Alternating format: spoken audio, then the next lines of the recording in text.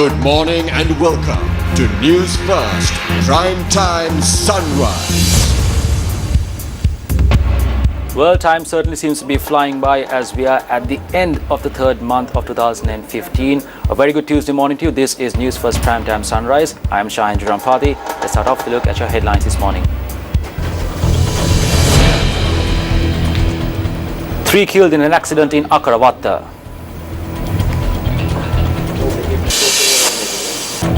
6 Indian fishermen in Sri Lankan custody released.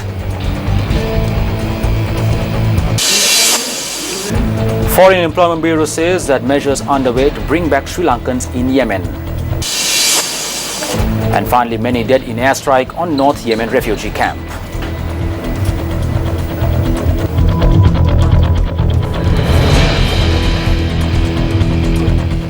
We'll start the bulletin today on a very much lighter note. Now, the results of the 2014 GCE ordinary level examinations were released yesterday, and Taditha Nirmal Wickramasinghe, a student of Nalanda College, Colombo, was ranked first in the island. And Sandhani Navanjana, a student of Holy Cross College in Gampaha, was ranked second in the island at the 2014 GCE ordinary examinations. Now, we have her in the News First Center today. A very good morning, Sandhani. Good morning. Sandhani, how do you and your family feel about you being ranked second in the island at the 2014 GCE O-level examinations? I'm so excited, and even my family members, my parents and the school teachers, the principal, they also seem to be so happy, and this achievement is quite unexpected for me. Well, they certainly are happy. As you being the second best student of 2014 GCE ordinary examinations, what is the message that you have for the students sitting the examinations in December this year? Listen to teachers well when they are teaching, and then revise the lessons at home and keep short notes, work for a timetable, face the term test examinations with much confidence and well prepared, and then you surely will feel the O-level examination as just another term test. Brilliant advice, Sandhani. Thank you very much for joining us, and we here at News First wish you all the very best, and we hope you have a bright future. Thank you very much for joining us this morning.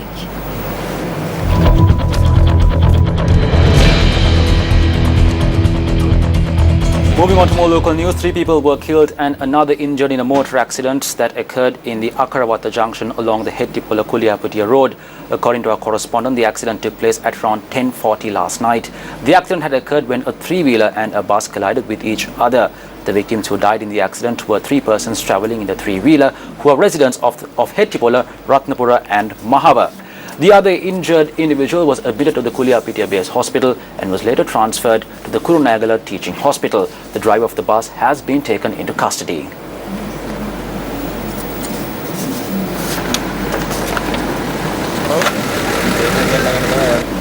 සිද්ධිය සම්බන්ධයෙන් සැක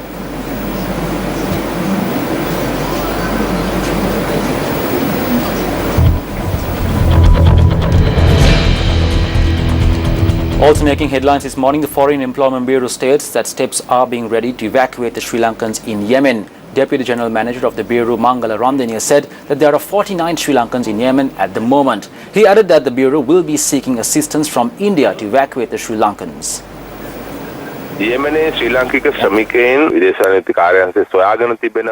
According to our current report, there are 49 Sri Lankans in Yemen. 16 of these persons have not registered themselves with the Bureau. The Foreign Employment Bureau has found out that there are 49 Sri Lankans. There are 2 women among the group. We have arrived at the decision that all individuals need to be brought back to Sri Lanka. Sri Lanka has decided to join the efforts made by India to bring back their employees. Accordingly, the Bureau has forwarded this request to the Indian High Commission. We need the support of the Indian Embassy in Yemen. There are close to 3,000 to 3,500 Indian employees in Yemen. We hope to bring down our 49 Sri Lankans with this group of Indian workers. අපගේ ශ්‍රී ලාංකික ශ්‍රමිකයන් 49 දෙනාවත් ඒට එකතු කරලා ලංකාවට ගෙන ඒමට තමයි දැනට කටයුතු සූදානම් කරලා තිබෙන්නේ. 6 Sri Lankan fishermen who were detained by the Indian authorities have been released. Assistant Director of the Department of Fisheries, Lal De Silva, stated that they were handed over to local authorities yesterday by the Indian Coast Guard. The fishermen who had sailed from Trincomalee were detained recently. Lal De Silva added that currently another 5 fishermen are being detained by Indian authorities.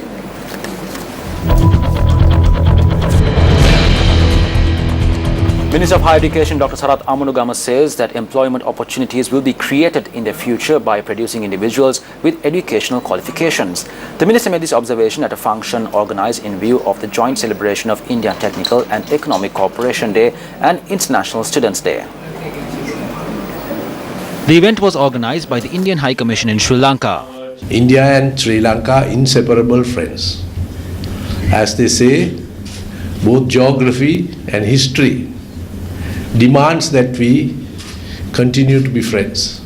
So in that context, when there is tremendous growth in India, particularly in the educational field, in science and technology, some of the prime beneficiaries will be us who are friendly neighbors of that great country. The economic opportunities of the future will come to us only if we produce groups of people who can make use of the openings that will be seen due to the expansion of our economy.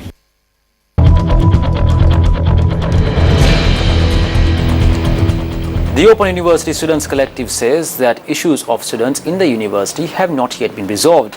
Convener of the collective, Amila Sandaruwan, says that the recent increase in the course fee is not justifiable. Secretary of the Federation of University Teachers Association, Dr. Harini Amarasuriya, says that several officials of the University Grants Commission, including the chairman, were informed of the problems faced by the students.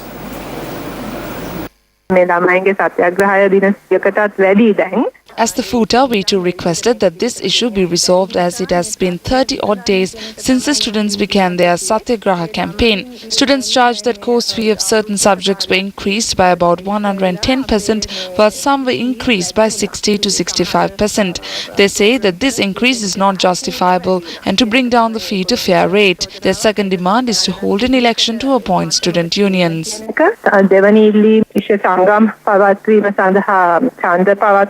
Election එක තියාන කියන එකයි විශ්වවිද්‍යාලය තුලදී අපි සාකච්ඡාවකට සහභාගී වුණා මේ දරුවන්ගේ ප්‍රශ්න පිළිබඳව. We attended a discussion with regard to the problem of these students. This was attended by the Vice Chancellor of the University, members of the Lecture Association and student representatives. Several members of the UGC, including myself, attended the meeting. At the meeting, we did arrive at the agreement to resolve the issues faced by the students. Something that we realized at the meeting was that there is a communication breakdown between lecturers and students. This has led to most of the problems. Then after discussions, we came to an agreement to follow a certain procedure which will give some direction. Through this, we hope to resolve this matter. 5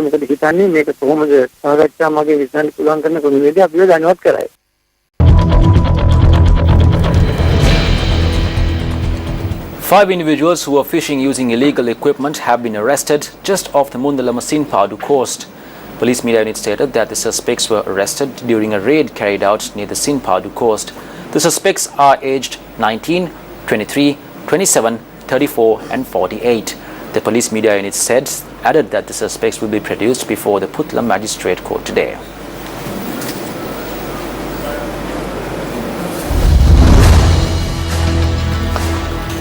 On to international news, an airstrike killed at least 40 people at a camp for displaced people in North Yemen yesterday, humanitarian workers said, in an attack which apparently targeted nearby Houthi fighters who are battling President Abdul Rabbu Mansour Hadi. Yemen state news agency Sabah, which is under the control of the Houthis, said the camp at Harad was hit by Saudi planes. It said the dead included women and children and showed the bodies of 5 children laid out on a blood-streaked floor. A Saudi military spokesperson said the kingdom was seeking clarification on the incident. Hadi's foreign minister Riyad Yassin earlier blamed Houthi artillery for the explosion. The International Organization for Migration, which initially reported 45 deaths, said 40 people were killed and 200 wounded, dozens of them severely hurt. A humanitarian worker said earlier that the strike hit a truck of Houthi militiamen at the gate of the Masra camp near Harad, killing residents, guards and fighters. A medical aid organization said at least 34 wounded people were brought to a hospital in Harad, which it supports. Another 29 were dead on arrival. The growing power of the Houthis, part of the Shia minority that makes up about a third of the population, also means Yemen has become the latest stage for Saudi Arabia's past struggle with Iran. Investigators of the Germanwings plane crash say that its co-pilot Andreas Lubitz had received treatment for suicidal tendencies before getting his pilot license, but not recently. The 27-year-old Lubitz is suspected of deliberately crashing the plane in the Alps, killing all 150 people on board. Officials in Dusseldorf said the investigation to this point had revealed no clue to any motive. So far, DNA strands of 80 of the victims have been found. Lubitz enrolled in training with Lufthansa, which owns Germanwings, in 2008 and became a pilot in 2013. He was diagnosed with a serious depressive episode in 2009 and received treatment for a year and a half. The head of the French police forensic team said it would take 2 to 4 months to identify the victims of a Germanwings Airbus crash and that there was no certainty all would be identified because of the high speed at which the plane crashed. French investigators said they were building an access route to the mountain crash site in order to speed up the investigation. Investigators said some 400 samples from body parts taken from the crash have allowed police to identify 78 different DNA profiles so far that will need to be compared to those of the victims' families for identification. No identifications have been made as yet, and the plane's second flight recorder, which contains flight data, has not yet been found. Investigators believe Lubitz, serving as co-pilot on the flight from Barcelona to Dusseldorf on March 24th, locked the captain out of the cockpit and steered the Airbus A320 plane into the side of a mountain while passengers screamed in horror.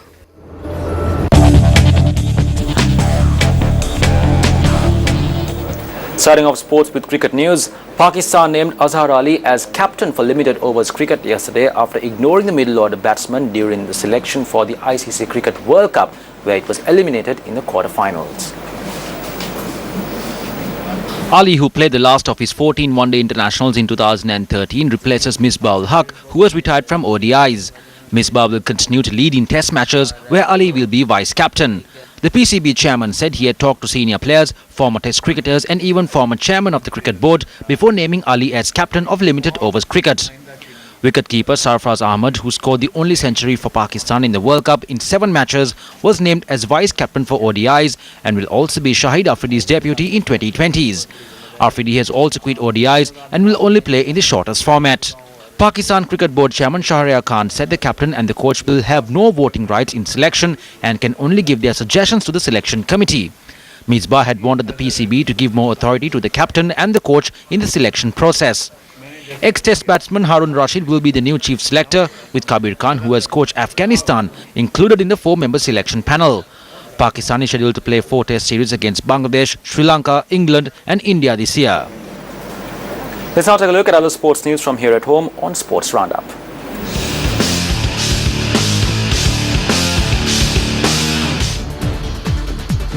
Ananda College Colombo beat Lumbini College Colombo by 6 wickets to reach the semi-finals of the Under-19 Inter-School Limited Over Cricket Tournament.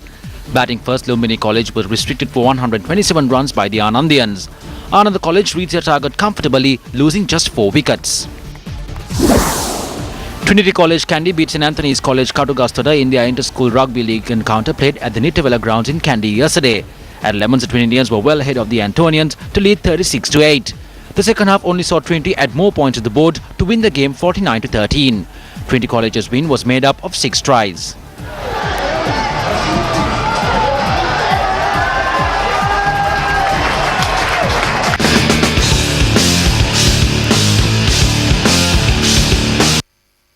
And that is a wrap of News First Primetime Sunrise for today. It is a pleasure having you with us. For the News First team, I'm Shanji Rampati. Have a pleasant day ahead of you. Hotline 0114-896-896. www.newsfirst.lk. Feedback at newsfirst.lk.